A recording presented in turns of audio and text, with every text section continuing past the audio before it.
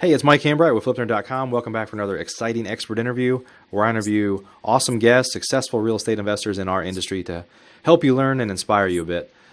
Just another reminder of our upcoming REI Power Summit. It's going to be a very large online real estate investing conference, 100% virtual. You can watch it from anywhere you have an internet connection, and you'll get access to over 50 speakers. If you can't watch them real time, you get access for about 12 months. So check out reipowersummit.com. For today's show, I'm joined by Tom Bismeyer. He is a real estate investor that's been involved in a lot of different areas, but primarily focuses on resort properties and vacation rentals now, where he's been involved in literally selling hundreds of millions of dollars worth of properties.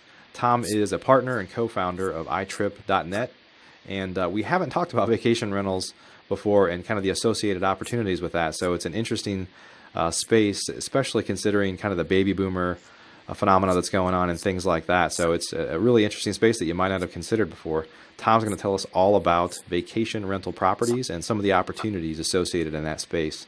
Before we get started, though, let's take a moment to recognize our featured sponsors. RealtyMogul.com is an online marketplace for real estate investing, connecting borrowers and capital from accredited and institutional investors. Get a rehab loan fast and close in as little as 10 days with rates starting as low as 9%. For more information, call 888-296-1697. B2R Finance makes loans tailored specifically for rental investors. They can help you unlock equity from existing properties so you can get cash out to grow your rental portfolio.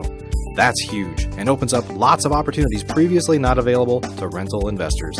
Need a loan? Call 855-819-4412 or visit b2rfinance.com today. AceBusinessFunding.com can help you get up to $150,000 in revolving credit lines to fund your business with rates as low as 0% for the first 12 to 18 months.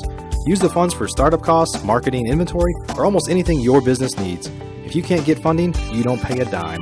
Get funds for your business today at AceBusinessFunding.com. We'd also like to thank Specialized IRA Services, National Real Estate Insurance Group, and VirtualStaffNow.com.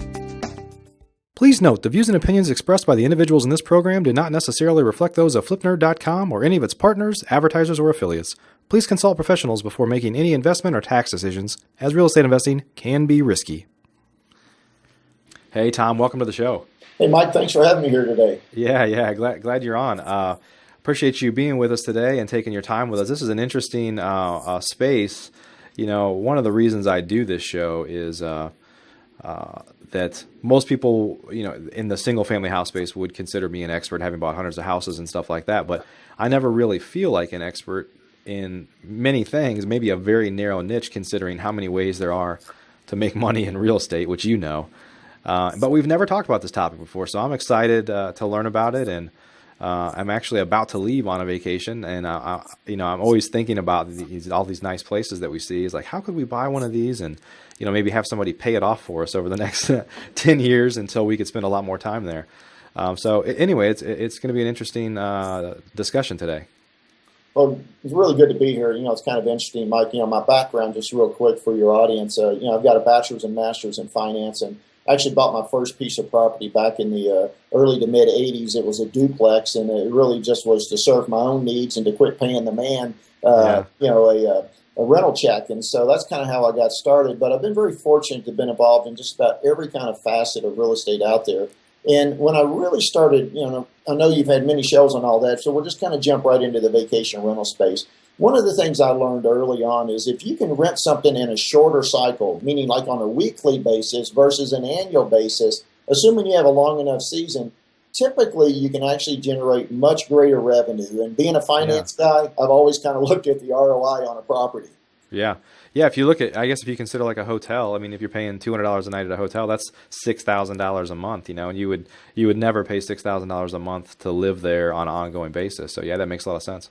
Yeah, absolutely. And so if you look at it, also I kind of look at trends. You and I were talking just a little bit offline and talked about the vacations that you've had inside of a vacation rental. And we're talking about houses or condos or townhomes or cottages, depending on the type of resort environment it may be. And we're seeing even more urban concepts where people are traveling now and renting bedrooms in people's homes and staying in what we call alternative types of facilities, whether Right. it's a bedroom or the entire house.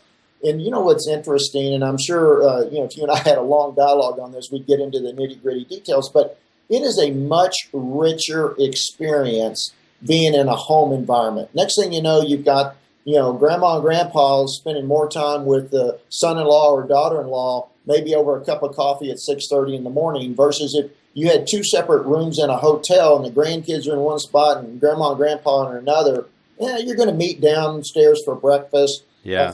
Maybe have a cocktail on the veranda at night. But when you're in the same property, just these spontaneous dialogues kind of start, and it just makes it for a much greater experience. Yeah, I would say I mentioned to you that my wife's kind of extended family, her parents and sister and all of our kids, we all get together in a house in Colorado every July to escape the Texas heat. But I'll tell you, it's so much better of an experience. You're staying in, a much nicer property usually, but you have a kitchen, you've got bathrooms, everybody has a little bit of privacy that they still need. And in a hotel room, typically, in my experience, whenever I stay in a hotel room, you kind of try to minimize the amount of time you're there because there's no comforts really other than just sleeping. And I know we only have one child, but even, he's 8 years old now. But for all these years, even when we stay in a hotel room, it's kind of a burden. Like he goes to bed at 8 or 9 and I don't. And so, you have some of those challenges. And so now we try to get a suite or we try to get some way to have some more of the comforts of home. So yeah, I can appreciate that. Well, it feels more like a commodity, Mike, really. Yeah. I mean, it's just a pure utility, and that is a place to stay versus, think about it. And my guess is, most moms are this way even more than the dads are. And, I've got 2 kids myself. And, you think back if, especially when your son was a little bit younger, Yeah. If they were ready to go to bed at 8 o'clock at night and everybody's still kind of gathering downstairs, either you or your wife are going upstairs into the hotel room and putting your son to bed and hanging out up there, maybe reading a magazine, and now you're by yourself. Right. If you're in a nice vacation rental, your child can be down the hall. Maybe you've got a baby monitor going, but now Right. Dad's still involved in the conversation, still enjoying their glass of wine, still engaging with the rest of the members in that party. And it's just, I could give you thousands of those types of examples of why vacation rentals have gone from a market acceptance of about 5, 6, 7 years ago, maybe in the high teens, 16, 17, 18% general market acceptance and understanding, to today, awareness of vacation rentals is over 35%. So it is a growing segment of real estate for sure. And we're seeing a lot of investors move into this category. Yeah. So that's interesting. So what are some kind of profiles of a typical investor? I assume you've got a combination of, people that actually do it for an investment reason, or people that know that that's our vacation home, but we don't use it half the year or, every other month or whatever, and we're going to find some way to monetize it. Maybe kind of explain what a typical kind of owner or investor would look like. It's interesting. It really runs the gamut from people saying just what you said. Hey, I think I want to have a place in Hilton Head, in Vail, Colorado, or Beaver Creek, or Laguna Beach, or wherever it may be. And so I'm going to go ahead and buy it today, and I'm going to have these rentals over the next 10, 15 years till I'm, quote, ready to retire or have the flexibility to spend more time there to help offset. Rarely are you ever going to have a vacation rental, Mike, totally cover all of your operating and debt service expenses. It's rare. You're asking a property to do too much. But can you substantially offset those? Answer is absolutely yes. And so what we're finding is that a lot of investors that are finding it more challenging today with today's prices and the run-up of real estate and the valuations in so many markets across the country is that they're looking for alternative sources of solid real estate plays. And so guess what? Vacation rentals fit that mix for sure. As far as the types of properties, it really kind of depends upon the marketplace. We have some markets, such as, let's say, a Laguna Beach, for instance, that you actually have a community, a city, wrapped around with vacation rentals kind of intertwined. That's very normal. We have other markets, such as like a Myrtle Beach, South Carolina, that is predominantly vacation rentals. I mean, walls and walls of condominiums right on the beach. That's where people want to go when they stay there. They want to do the putt-putt and the go-kart tracks and eat the ice cream and all those types of things. Right. I'm sure your son's drug you to over the years, like my kids drug me to, which really is a fun experience. Right. It's really a resort community, not so much entwined. I mean, yes, there's a town of Myrtle Beach, and there's properties off there's golf course type properties and things. But typically, or at Panama City Beach, Florida, for instance, is very heavily focused on just resort-oriented properties versus intertwined inside of a community. So kind of depending on the type of area somebody's focused on, it'll kind of weave in and out of the types of property you want to focus on. Right, right. And so how has this, we had obviously a downturn in the market a few years back. How has that kind of impact, and maybe the market's really hot right now. I don't actually know how it is in kind of more of the destination side. My guess is people have more disposable income, so they're more likely to be traveling now, or maybe they didn't as much 5 years ago and things like that. But how has the kind of macro environment been impacting this space over the last few years? Really great question, Mike. The interesting part about this last recession is that we saw continued increases in vacation rental revenue, even during the worst years, 2009, 2010, and then obviously we've all seen real estate climb out of that since that dip in the that economic cycle. Sure. Unlike the values of real estate, which have fluctuated greatly, I mean, we've seen resort real estate come back 50, 60, 70% since the depths of the recession. The rentals have stayed solid. Because here's what happens during that. During the good years, like we're in right now, guess what? Everybody moves up a notch. The people that did what's called staycation, meaning they vacationed at home, they're now vacationing. So they're filling our units. Those that used to fill the units and times are really good, they're going overseas. They're taking that European vacation.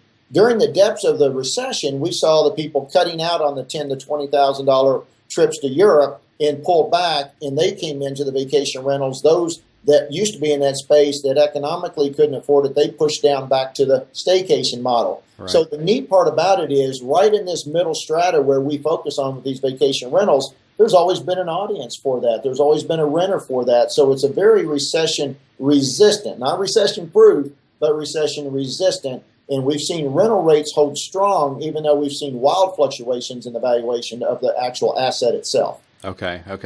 So let's talk about some of the kind of opportunities in this space. Of course, there's the one where you buy a property and you are an owner, right, an investor, and your objective could be to make money from an investment standpoint, or it could be to pay something down that eventually you'll move into when you retire. Sure. But there's also I know that your company is involved with a whole bunch of kind of making that process easy for people that are investors, from property management to bookings and all that stuff. So kind of talk about people that might be listening say, well, I'm not going to be able to buy a property of that scale, a vacation home in a nice location, but maybe there's a business opportunity where they have kind of a vertical where they're helping facilitate those investors. So maybe talk about some of those opportunities a little. Yeah, absolutely. The model that we chose to set up is kind of a model you're obviously very familiar with as well, with your other real estate business you do, and that is to have a local operator in place. Because one of the biggest mistakes that people make, especially if they don't live local. So let's imagine, you're in Central Texas and you have a vacation rental in, say, Galveston. So that's 4 or 5 hours away from you, and you're going like, well, how hard can that be? There are a lot of moving parts in a vacation rental that people need to stay on top of. And so one of the mistakes we see people make often is they try to do it all themselves. Or if there's a non-working spouse outside of the household, hey, honey, I found something for you to do. Well, I don't know about your household, but every time I've tried to drag something in the door and dump it on my wife's desk, she's looked at me like, I don't need you to fill my calendar. I don't need you to find something else for me to do. I'm plenty busy, especially with kids at home. That sounds familiar. But yeah, well, you and I probably aren't the only ones that have made that mistake. And unfortunately, I've tried that 2 or 3 times and it never has worked. So I finally quit. But it really is, we wanted to have a professional local manager that would work with investors that are buying properties that are 2, 3, 4 hours away from where their primary residence may be. That's why they're typically second homes. You normally don't have a second home just down the street. As you talked about escaping the heat of Texas in the summer, sure. You want to come to the mountains in Colorado. Well, people do that a lot, going to beaches or whatever it may be. So we tried to create an environment where we had a local operator in place that then would work with either owners or investors to manage their properties professionally. Because today in the digital world that we're in, it used to be you ran an ad, and if you're in the southeast part of the United States, in Southern Living magazine with an 800 number, and people would send you checks and they'd rent your units. Well, obviously those days are long gone. It is so important to be digitally savvy to have your property correctly positioned. In fact, the changes just recently in all the search algorithms have been,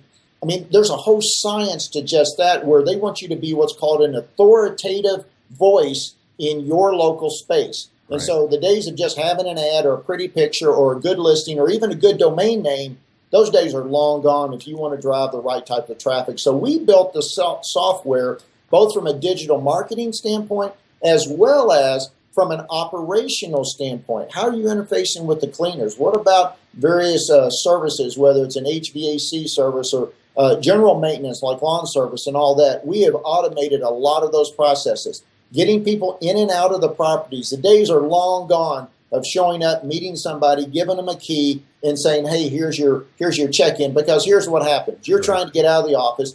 Your wife's rented the place on the beach. You're 5 hours away. You know the rental place is closing at 6 o'clock on Friday night. And next thing you know, you have an issue with one of your properties, one of your clients, or whatever. And now you're getting out of town at 4 o'clock instead of noon.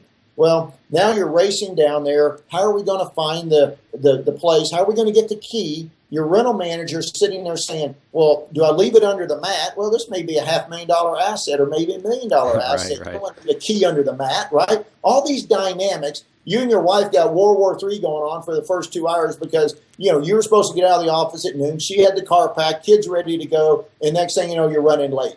And then about 3 hours down the road, you finally start talking again. And you say, honey, did you get those directions on how to check in, the procedures to check in, and where to get the key that was hanging on the refrigerator for the last 2 weeks? No, I thought you got it. No, I thought you got it. Well, there's World War IV now going on. Another hour you don't talk. Well, we already know these things are going to happen. So guess what? The day before, our system automatically resends you all the check-in procedures. So you're going to sit there and say, oh, you know what? I remember those guys. I got an email from iTrip yesterday. I didn't have time to look at it because I was really trying to wrap up my week to get ready to go on vacation. Let me go through my phone here real quick. Now it's on the top of your email queue. And you look at it, and there's all the check-in instructions. And you kind of look over and give that little, you know, kind of grin like, I got you, right? And we saw it, disaster avoided. And, oh, by the way, the majority of our properties have automated locks, internet-based locks on the door. I don't care if you get there at 11 o'clock at night. You can go in there, enter your code. It's already been programmed automatically for that property for your length of stay. So I don't care if you're there at 2 in the morning. I'm not going to wait up and give you a key. So all these little simple things we brought into an automated process to really make it a win-win both for you as the potential renter, the guest of our property, but also our local operator, and to really systematize that whole process. Yeah, that's pretty cool. So share some people that are listening. There might be some property managers out there, some agents or brokers that play the role of a property manager sometime, or at least helping people find deals. How can people that are not in this space now that maybe fit into one of those categories, property managers, brokers, agents, other investors, how can they kind of fit in that ecosystem and create an opportunity for themselves? Yeah, one of the things that we've seen, especially with real estate agents or real estate brokers, is that they may do this on the side, and their, quote, day job is the actual sale of the asset.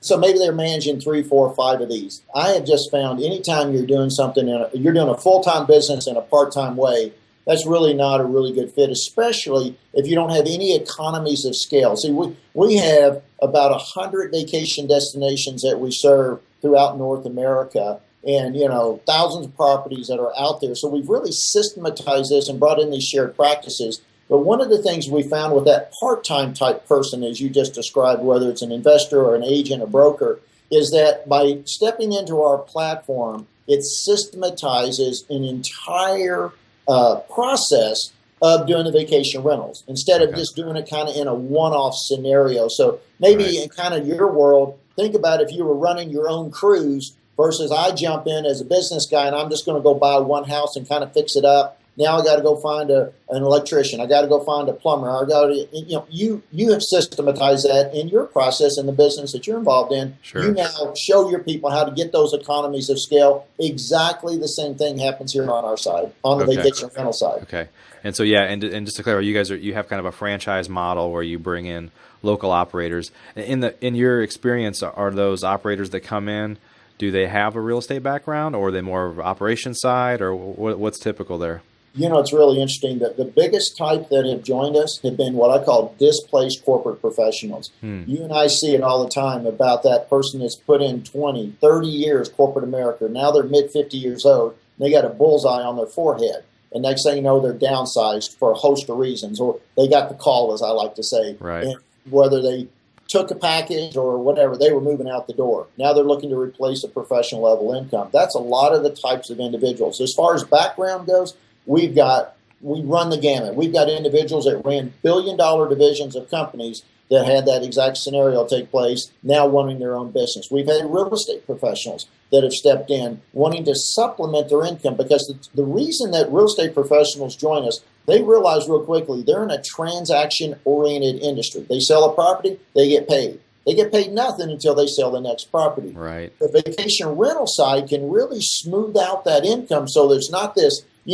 feast and famine in between real estate sales. It's a really nice level month or week by week rental income. Now, again, most vacation locations have a season tied to them, but there's still a lot of what we call shoulder seasons that take place. A lot of people don't want to be on the beach environment at the 4th of July weekend. They'd rather be there the second week of September. Sure.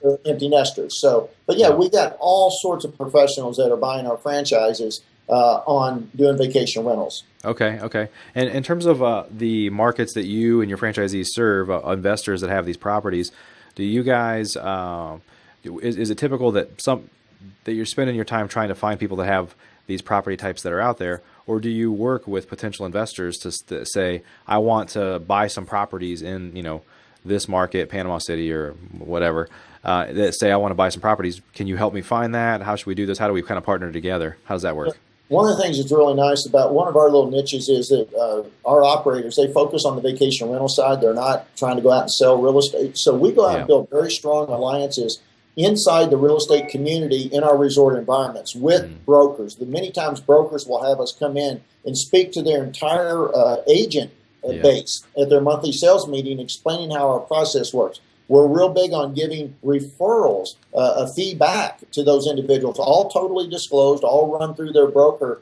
because that's how the commission structure works. But we're very big to be a channel partner. We work very closely with investors. Not uncommon for us to have an investor come in and say, hey, I'm going to be buying 3 properties in Southwest Florida or wherever it may be. Can you guys help me, put me in touch with a great agent, but also help me manage that because I live in Cincinnati, Ohio, or wherever they may be. We work all channels of that.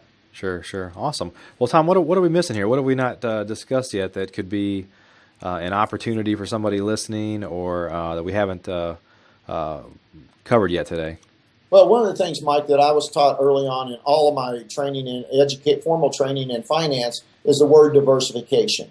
And so one of the things I would say to your audience is this. If you're loaded up on, you got the duplex down the street, you got your portfolio of single-family homes, maybe you got some small apartment buildings, whatever it may be, why not add some vacation rentals to your diversification of your real estate assets? Also, I'm a big believer in living your dreams while you're alive. And so if you love to have a place in the mountains during the summertime, which I don't blame you being in Central Texas, it's a great time to be able to be up there. If you're more of a beach-oriented person, or if you like the desert in Southern California, wherever it may be, why not have a place? I mean, you work a virtual business the way you do. I do. More and more people are. So how cool would it be if you could spend your entire summer in the mountains of Colorado at your vacation home and then rent it out during the peak season, during the ski season? Again, there are obviously IRS guidelines you have to follow as far as number of nights you stay and all that, as far as if you're going to deduct it as a business or a primary residence. Sure. But all those things come into play. But I would say diversification would probably be the biggest message I would want to share with your listeners, that you ought to have some of these as well as your other holdings. Yeah, awesome. Well, Tom, if folks want to learn more about you or about iTrip or any of the things we talked about here today, tell us where they should go. Yeah, well, if you want to find out about our franchising opportunities, and again, that's not the focus of the show, but if you want to have interest in that, then it's real simple. You can just go to itripfranchising.com. If you'd like to have us potentially look at some markets where you're interested in owning some vacation rentals, assuming we have a franchisee there, we'd love to take a look at earning your business with our local representative. And to be able to do that, you can contact me directly, or you can contact info@itrip.net. Either one of those are very fine to do that. My email is just tom@itrip.net. I'll be glad to forward it to the appropriate person as well. But again, vacation rentals are a huge market. The space is coming alive. Yeah. Timing is absolutely perfect. And why not pay off a nice asset that maybe ultimately you can spend part of your life in or part of your year in on a go-forward basis? Sure. And if anybody is hearing this and they're excited about booking a trip somewhere to go on a vacation, did they go to a different site for that? Yeah, absolutely. You can go to itrip.net or itripvacations.net, two different sites that we have. The same information that's there. And you can look at the various markets that we serve. And again, we'd love to have your business from just a customer standpoint as well. Awesome. Well, Tom, thanks for joining us today. Thanks for sharing it. Like I said, we haven't talked about this space before, and it's pretty interesting. So definitely appreciate your time today. You're welcome. All right, please stay in touch, my friend.